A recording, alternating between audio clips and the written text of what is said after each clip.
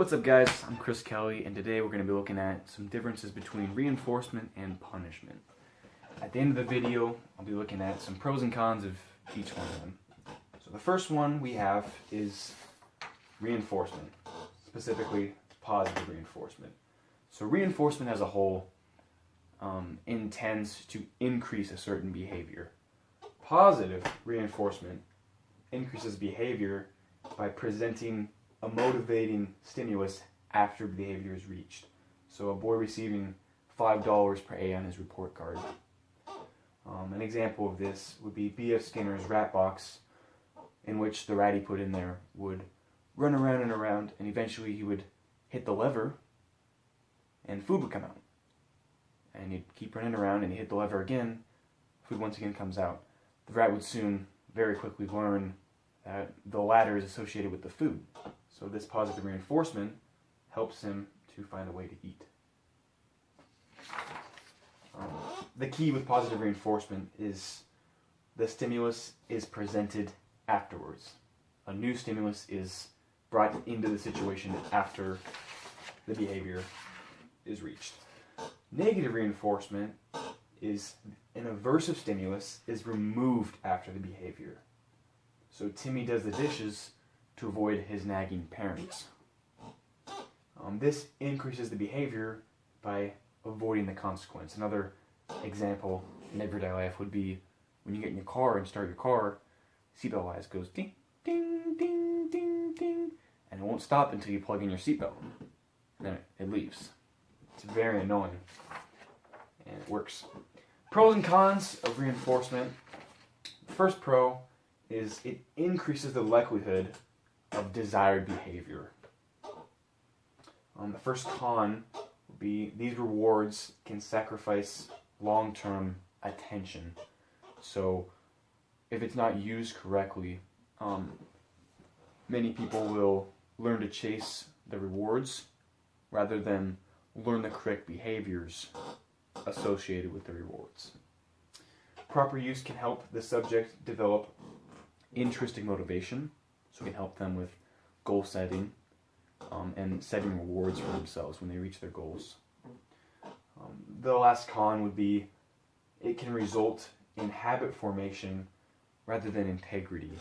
So you do the right thing when there's a reward available for you, but as soon as you're by yourself or there's no available reward, what are you going to do then? So that is reinforcement, which once again, reinforcement increases behavior. Positive reinforcement has a valuable stimulus added after behavior increase, while negative has a aversive stimulus removed. So positive adds, negative removes, reinforcement increases behavior.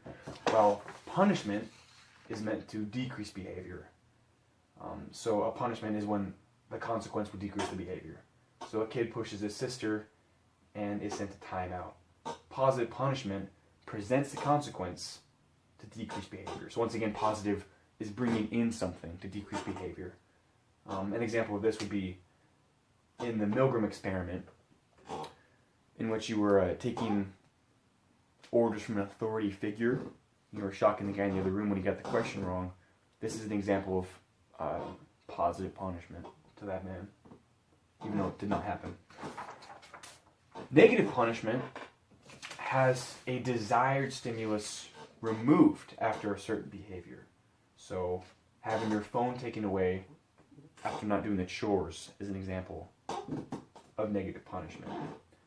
This decreases the behavior because the target will want to avoid losing the desired stimulus. Pros and cons of punishment, both positive and negative. They have a very strong immediate effect. So let's say you get a speeding ticket or you run through a red light and you ended up having your license suspended. Well, it has a very strong immediate effect because you can no longer drive. First con is sometimes the inconsistency applied. There is inconsistency applied. So once again, with speeding, everyone does it. Not everyone gets tickets. So you might speed every day and only get a ticket once a year. So that's the inconsistency we see there.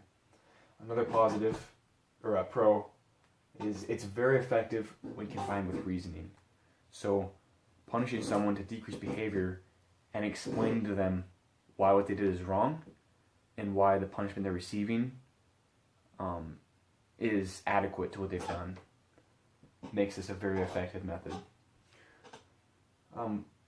The last con would be once the punishment is withdrawn, the behavior is very likely to return. And this is if using proper instruction is not there. So, quick recap. Reinforcement increases behavior, punishment decreases, and positive and negative of both sides. Positive is adding in something, negative is taking away something. So thank you guys for watching. Hope you have a great day.